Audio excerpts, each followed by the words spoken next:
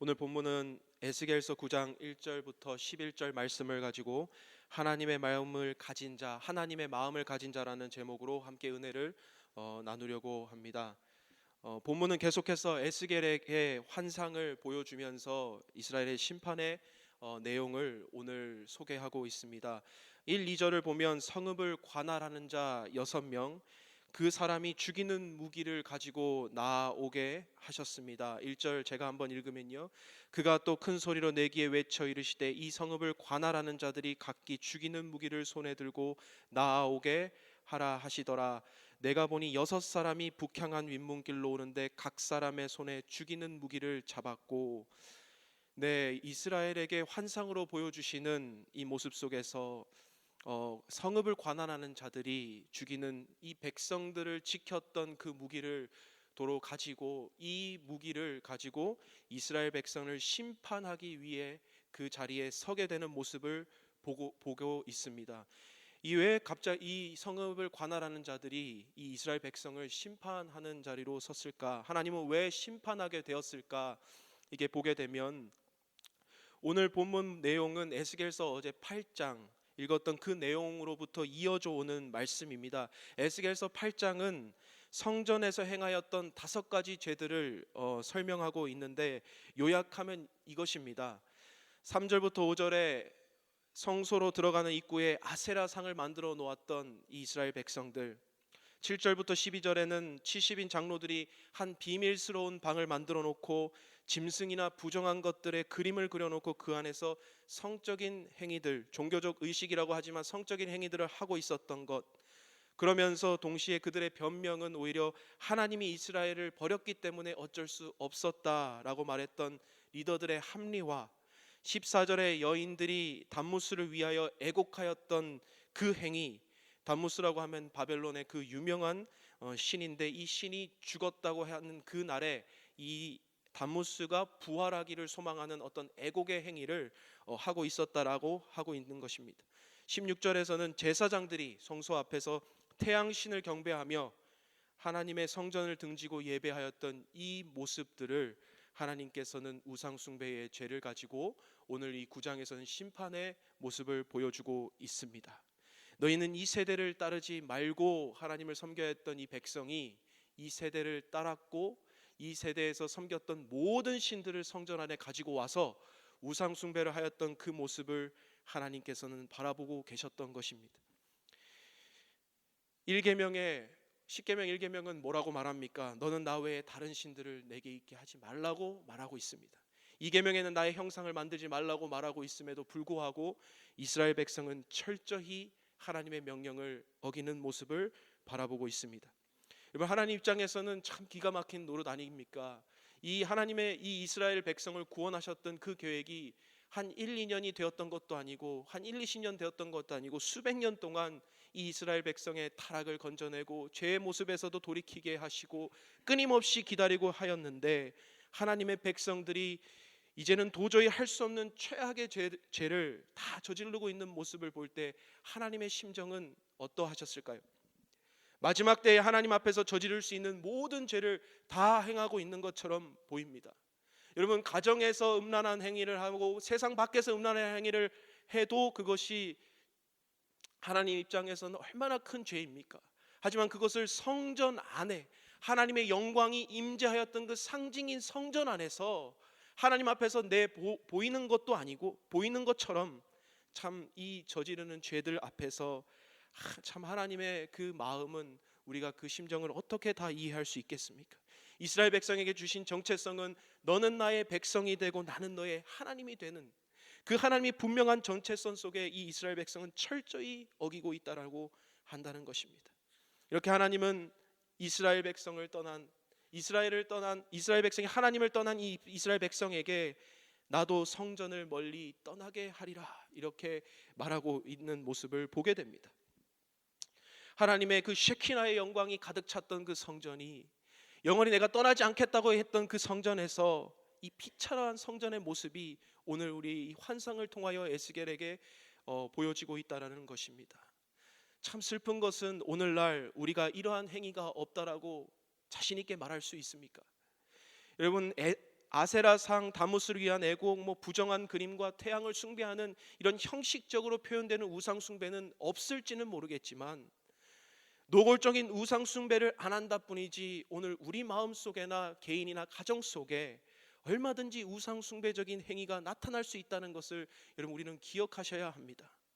우리는 너무나 잘하고 있어 우리는 자만하는 그 모습 속에 오히려 우리의 모습을 돌아보는 그 행위를 잃어버릴까 저는 참 염려스럽습니다. 어떠한 우상 숭배들이 있습니까? 대표적인 것은 참 많은 이 시대 속에서 자녀들 위해서 무엇이든지 할 수 있는 부모들, 부모님을 위해서 무엇이든 할 수 있는 부모들, 자녀를 위해서 무엇이든 할 수 있는 부모들, 말 그대로 무엇이든지 다 할 수 있다라는 것, 심지어 신앙까지도 포기할 수 있다라고 하는 부모들, 여러분 그것이 정말 자녀가 우상 숭배 아닙니까?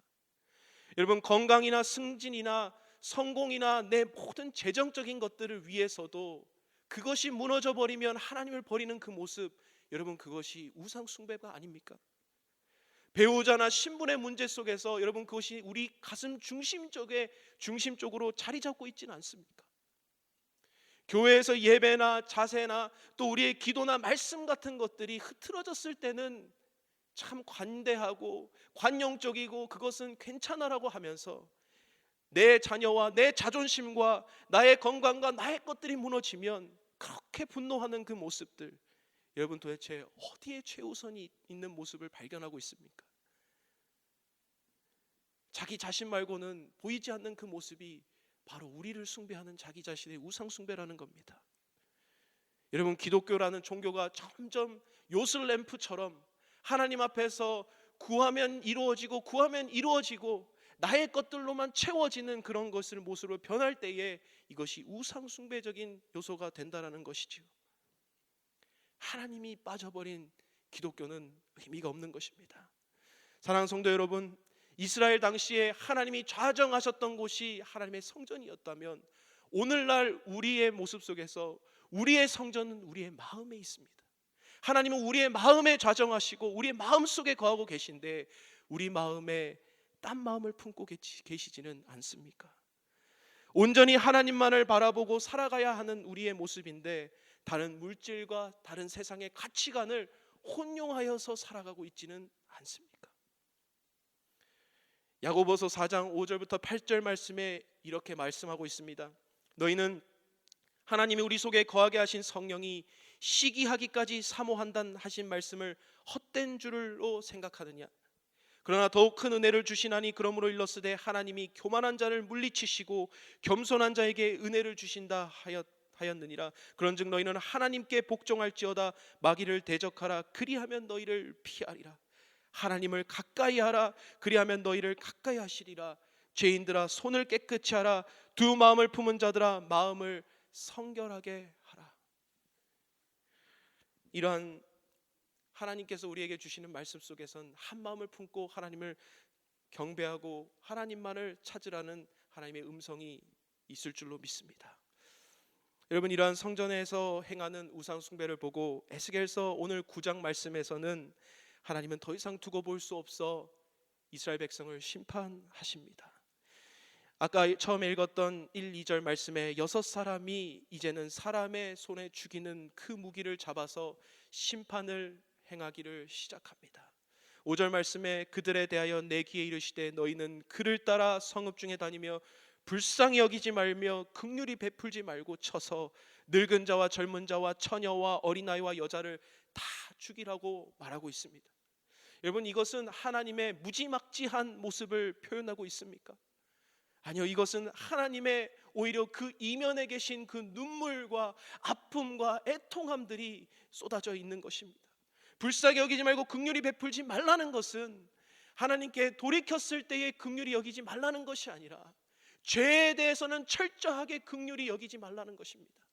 죄에 대해서는 절대로 불쌍히 여기지 말고 그 죄의 추악한 모습을 철저하게 도려내라고 말하고 있다는 것입니다. 어디서부터 시작합니까? 내 성소에서 시작할지니 그들이 성전 앞에 있는 늙은 자들로부터 시작하더라. 하나님이 리더자들로부터 심판하십니다. 하나님의 백성을 올바르게 이끌지 못했던 그 리더들과 제사장들을 하나님께서 치시기 시작하는 겁니다. 긍휼을 베풀지 말고 하나님께서는 철저히 그 행위대로 심판하고 갚으시라고 말하고 있습니다. 7절에서는 그가 또 그들에게 이르시되 너희는 성전을 더럽혀 시체로 모든 뜰에 채우라. 하나님께서 계셨던 그 성전, 거룩하고 구별되었던 그 성전에 도리어 부정한 시체로 가득 채워버리라고 말하고 있습니다. 하나님의 그 심판에 대한 의지를 이렇게 천명하고 계신다는 것입니다. 에스겔은 이 심판 앞에 너무나 두렵고 떨리는 마음으로 하나님 앞에 섰습니다. 8절에 그들이 칠 때에 내가 홀로 있었는데 다 죽어나가는 그 모습 속에 엎드려 부르짖어 이르되 주 여호와여 예루살렘을 향하여 분노를 쏟으시오니 이스라엘의 남은 자를 모두 멸하려 하십니까? 여러분, 하나님의 대접은 무엇입니까? 그렇다. 죄에 대해서 있어서만큼은 돌이키지 않는 모든 자들을 철저하게 하나님께서는 진멸하신다는 것입니다. 9절 10절에 그렇게 다시 말하고 있습니다. 유다 족속이 이스라엘이 그 죄악이 심하여 그 땅에 피가 가득하여 성읍에 불법이 찬나니 그들이 이르기를 뭐라고 합니까? 여호와께서 이 땅을 버리셨으며 여호와께서 보지 아니하신다고 하십니다. 거짓된 메시지를 흐르고 거짓된 메시지를 말하고 있습니다. 그러므로 그들을 불쌍히 여기지 아니하고 긍휼을 베풀지 않는다라고 말하고 계신다는 것입니다. 이 말씀들을 통하여 참 무서운 말씀이죠. 근데 하나님께서는 그만큼 죄를 미워하신다는 사실을 기억하셔야 할 줄로 믿습니다. 죄에 대한 타협점이 없습니다. 죄에 대한 돌이킴이 없다면 그에 대한 철저한 심판만이 기다리고 있다는 사실입니다. 그것이 여러분, 죄에 대해서 너 회개해 하면서 서로의 손가락질을 한다는 것이 아니라 그것이 나로부터 시작돼야 된다는 것이지요. 나의 거짓과 나의 부도덕한 모습들, 하나님 앞에서 올바르지 못하게 신앙생활하였던 모습들, 우상 숭배하였던 우리의 철저한 모습들을 하나님 앞에 엎드리며 회개해야 된다는 사실입니다.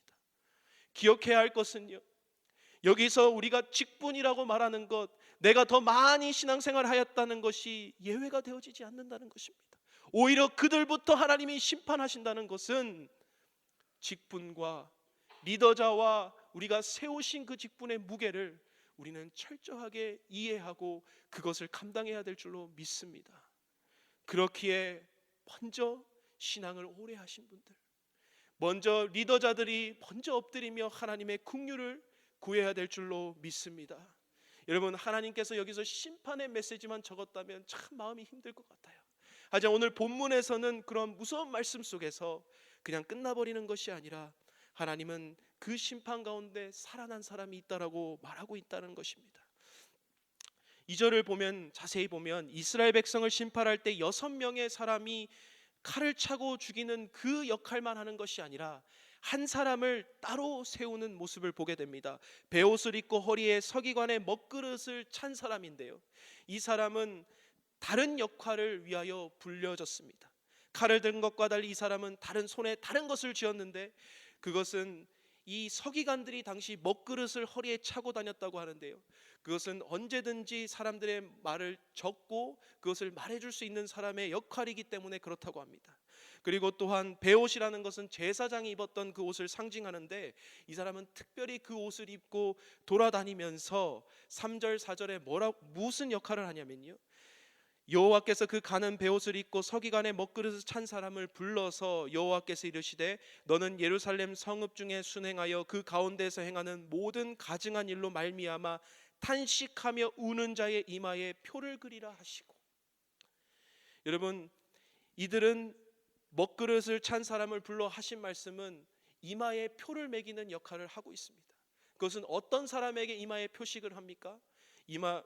심판 중에 내가 가증히 여겼던 모습들, 우상 숭배의 행위를 보고 울며 탄식하며 그것을 애통한 자들을 하나님께서는 따로 세우셨습니다. 그 이마의 표식은 바로 하나님께서 그들은 건들지 말라고 구별되었던 사람들입니다. 여러분, 이들이 왜 하나님께서 특별히 여기셨을까요?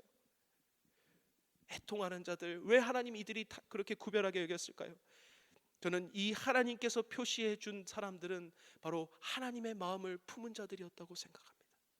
여러분, 하나님께서 우상 숭배를 향하여 그렇게 애통하고 그렇게 슬퍼하며 그렇게 심판할 수밖에 없는 지경으로 하나님께서 행할 수밖에 없는 그 모습들을 통하여 옆에 있는 소수의 사람들은 하나님의 그 마음을 알아들이고 하나님의 그 애통하고 탄식하는 마음을 함께 울며 함께 슬퍼하는 그 모습들, 힘들어하는 그 모습들을 그들을 구원하라고 하나님께서는 말하고 있다는 사실입니다. 그 하나님의 마음으로 채워진 자, 하나님의 마음을 알아들이는 자, 하나님과 함께 동행하는 자, 하나님을 사랑하는 자들일 줄로 믿습니다. 여러분, 진짜 하나님의 백성은 누구입니까? 바로 이들입니다. 하나님과 함께 애통하는 자, 하나님의 마음으로 하나님의 시선으로 그 땅과 그 시대를 바라볼 줄 아는 자, 그들은 하나님의 속을 시원케 해드리는 자였습니다. 마태복음 5장 3절 4절에 심령이 가난한 자는 복이 있나니 천국이 그들의 것이며 애통하는 자는 복이 있나니 그들이 위로를 받을 것임이라고 하였습니다. 여러분, 하나님의 방법은 이렇게 천국에 소유하는 이 자들은 바로 이 땅에서의 기득권과 주류를 이루는 사람들이 아니라, 종교적 의식을 완벽하게 행하는 사람들이 아니라 하나님의 마음을 품고 하나님의 마음을 알아들이며 하나님과 함께 웃고 울 수 있는 그런 자들일 줄로 믿습니다. 하나님의 위로를 받는 자들, 하나님의 그 구원을 받는 자들, 바로 애통하는 자들일 줄로 믿습니다. 하나님을 믿는다고 입술뿐인 고백으로 드려지는 것이 아니라 내 마음으로 하나님께 온전한 하나님을 바라보며 하나님의 마음을 품고 살아가는 자들, 그리고 이 시대를, 주변의 성도를, 주변의 사람들을 바라보고 눈물 흘리며 그들을 위하여 기도하는 자들, 그것이 바로 하나님의 사람들 아니겠습니까? 여러분, 매일 새벽 예배를 오시면서 어떠한 생각들을 가지고 어떠한 기도를 하십니까? 비록 나의 기도가 나로 인하여 초점이 맞춰졌다면 오늘 하루 하나님의 주신 음성을 따라 하나님의 마음을 품는 기도를 해보시기를 소원합니다. 하나님께서 어디를 향하여 시선을 두고 계시며 오늘 교회에 하나님 무너진 곳을 어디를 회복하기를 원하시며 내 가정에 무너진 곳을 어느 곳을 회복하기를 원하시는지, 하나님께서는 나와 함께 어떠한 영역과 어떠한 부분을 함께 울고 싶어 하시는지 그 하나님의 마음을 알아듣는 저와 여러분 되시기를 간절히 소망합니다. 말씀의 결론을 맺으며, 저에겐 두 딸이 있습니다. 두 딸 중에 그 딸이 곰곰이 하는 행동들을 보았을 때에 어떠한 잘못을 저질러도 그 딸은 저에게 있어서 단 한 번도 저는 그 딸을 진멸하거나 이 딸을 어딘가에 죽여야 되겠다는 생각을 해본 적이 없습니다. 오직 그 딸이 올바른 길을 가기를 늘 소망하고 기도할 뿐입니다. 여러분, 하나님, 인간의 육신의 몸인 저도, 육신의 아버지인 저도 그러한 마음을 품을진데 하늘 아버지께서는 우리를 향한 그 마음은 어떠합니까? 정작 오늘 이 에스겔서 말씀을 통하여 하나님이 품은 마음이 이 백성을 진멸하겠다는 마음입니까? 아니면 이 땅을 진정으로 회복시켜서 다시금 구원을 주시고 싶어 하시는 하나님 말씀입니까? 여러분, 참 다행인 것은 아직 그 종말의 때가 이르지 않았다는 것입니다. 아직 그 심판의 때가 이르지 않았다는 것이지요. 에스겔은 아직 그 환상을 보고 있다는 겁니다. 그 뜻은 무엇이냐면 오늘 하루 우리에게 기회가 주어졌을 때 오늘 우리가 돌이키시고 오늘 한번 다시 하나님 앞에서 온전한 마음으로 주님 앞에 나아가시는 여러분 되시기를 간절히 축복합니다.